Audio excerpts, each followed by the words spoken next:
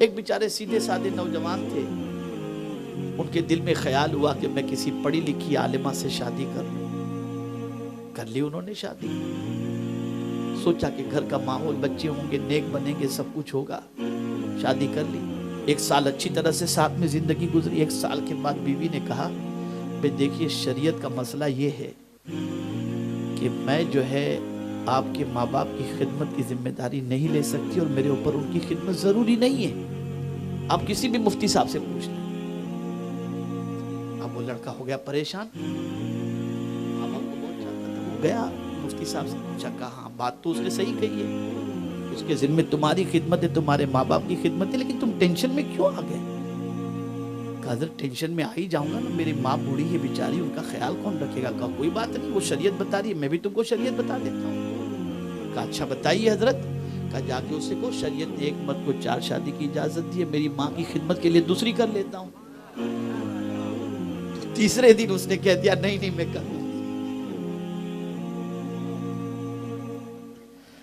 तो ये मतलब जो है कभी कभी ये सोच बनती है और ऐसा होता है। बहरहाल मैं ये बताना ये चाहता हूं, मैं इसलिए सतही किस्म की बात कर रहा हूं, रेगुलर लाइफ की बात कर रहा हूं कि इसको फेस करना पड़ रहा है दुनिया के अंदर। हमारे पास रोज केस आते हैं, रोज इस किस्म की बातें आती हैं।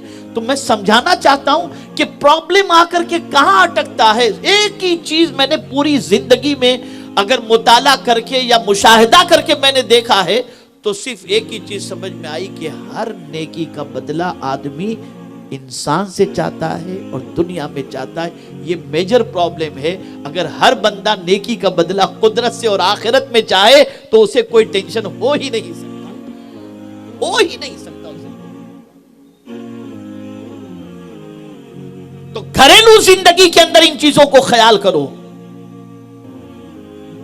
इसी तरह से सास की भी जिम्मेदारी बन जाती है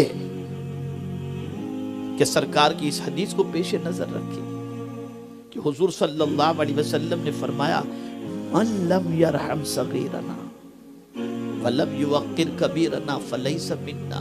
जो छोटों पर शफकत नहीं करता।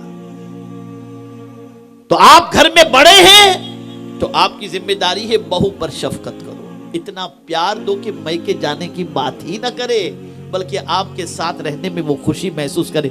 ये न समझना कि एक काम वाली मिल गई है, बल्कि ये सोचो कि अल्लाह अज़्ज़ व जल्ल ने हमें इस तरीके से एक बहू अता की है, अल्लाह इसे भी खुशियां अता फरमाए और इसे भी सुकून अता फरमाए। होता ये है कि माँ को टेंशन होता है कि मेरा बेटा उधर का ना हो जाए, और बीवी को ये होता है मेरा शौहर मुझे टाइम दे।